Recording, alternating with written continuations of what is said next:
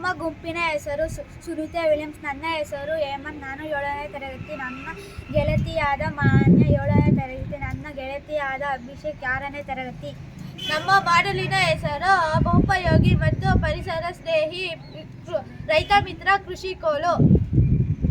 ಇದು ನಮ್ಮ ಸ್ಕೂಲ್ ಕೈದೋಟ ಅಲ್ಲ ಇದೆ. ನಾವು ಇದು ಪಾತಿ ಮಾಡೋವಾಗ ಕಲ್ಲು ಎಲ್ಲ ಕುಚ್ಕೊಂತ ಇತ್ತು, ನಾವು ಬೆನ್ನೆಲ್ಲ ಉಳುಕ್ತಾ ಇತ್ತು. ಅವಾಗ ನಾವು ರೈತರ ತಗ ಹೋಗಿ ಕೇಳಿದ್ರೆ ಅವ್ರು ಹೇಳ್ತಾ ಇದ್ರು, ಇಲ್ಲಪ್ಪ ನಮಗೂ ಕಷ್ಟ ಆಗ್ತೈತೆ, ಕಲ್ಲುಗೆಲ್ಲ ಕುಚ್ಕೊಂತೈತೆ ಅಂತ ಹೇಳಿದ್ರು. ಅವರು ಬೆನ್ನು ಎಲ್ಲ ನೋವು ಬರ್ತೈತೆ ಅಂತ ಹೇಳಿದ್ರು. ಅದಕ್ಕೆ ಅವ್ರು ಹೇಳಿದ್ರು, ನಿಂತ್ಕೊಂಡು ಮಾಡೋದಲ್ಲ, ಇದು ವಸ್ತುಗಳಿವಲ್ಲ ಅಂತ ಕೇಳಿದ್ರು. ಅವ್ರಿಗೆ ನಾವು ಕೇಳಿದ್ರೆ ನಿಂತ್ಕೊಂಡು ಮಾಡೋ ಉಪಕರಣಗಳು ಯಾವ ಬಂದಿಲ್ಲಪ್ಪ ರೈತರು ಕೇಳಿದ್ರಿ.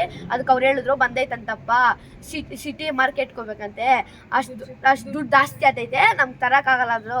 ನಮ್ಮ ಹಳ್ಳಿನಿಂದ ಜಾಸ್ತಿ ದೂರ ಐತೆ ಅದು ಅಂತ ಕೇಳಿದ್ರು. ಅದಕ್ಕೆ ನಾವು ಮೂವರು ಸೇರಿ ಒಂದು ಐಡಿಯಾ ಮಾಡಿದ್ರಿ, ಅದು ನಿಂತ್ಕೊಂಡು ಮಾಡೋದು ಒಂದು ಪ್ಲ್ಯಾನ್ ಮಾಡಿದ್ರಿ. ಒಂದು ರೈತರಿಗೆ ಒಂದು ನಿಂತ್ಕೊಂಡು ಮಾಡೋ ಇದು ಉಪಕರಣ ಮಾಡ್ಕೊಡ್ಬೇಕಂತ. ಆವಾಗ ನಾವು 3 ಹೆಚ್ಚಿರಿಸಿ ಆಮೇಲೆ ಗಣ್ಯರು ಊರೊಟ್ಟಗೆಲ್ಲ ತಿಳ್ಕೊಂಡು ಮಾಡಿದ್ದು. ಇವಾಗ ನಾವು ಮುಂದಿನ ನಮ್ಮ ಫ್ರೆಂಡ್ ಮಾನ್ಯ ಹೇಳ್ತಾಳೆ. ಕೋಲಲ್ಲೆಲ್ಲ ರಿಸರ್ಚ್ ಮಾಡಿದ್ರಿ. ಕೋಲ ಹೆಸರು ಬಹುಪಯೋಗಿ ಮತ್ತು ಪರಿಸರ ಸ್ನೇಹಿ ರೈತ ಮಿತ್ರ ಕೃಷಿ ಕೋಲು. ಕೋಲು ಹೇಗೆ ಕೆಲಸ ಮಾಡುತ್ತೆ ಹೇಮಂತ್ ಹೇಳುತ್ತಾನೆ.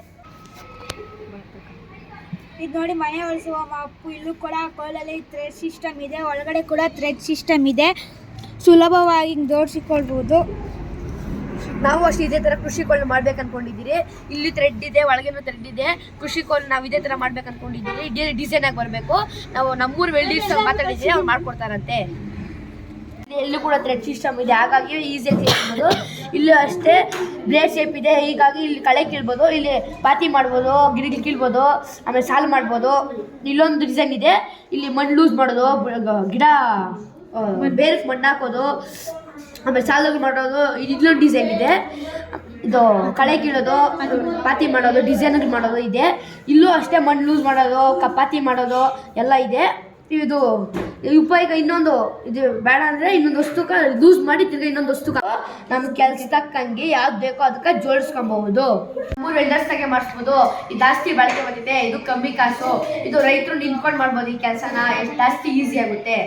ಹೆಚ್ಚು ತೂಕ ಇಲ್ಲ, ರೈತರು ಸುಲಭವಾಗಿ ಕೆಲಸ ಮಾಡಬಹುದು.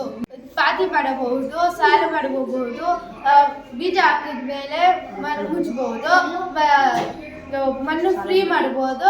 ಈ ಉಪಯೋಗ ಆಗ್ತದೆ. ಇದು ಪಾತಿ ಮಾಡಕ್ ಬೇಕಾಗ್ತೈತೆ, ಸಾಲುಗಳು ಮಾಡಕ, ಬೀಜ ಉಣಾಕ, ಆಮೇಲೆ ಗಿಡಕ್ಕ ಬುಡಕ್ಕೆ ಮಣ್ಣು ತೊಳ್ಳಾಕ್ಬೇಕಾಗೈತೆ. ಆಮೇಲೆ ರೈತರಿಗೂ ಏನು ಜಾಸ್ತಿ ಕಷ್ಟ ಆಗಲ್ಲ, ಈಸಿ ಆಗ್ತೈತೆ, ಮಣ್ಣು ಫ್ರೀ ಮಾಡಕ್ ಹೋಗ್ತೈತೆ.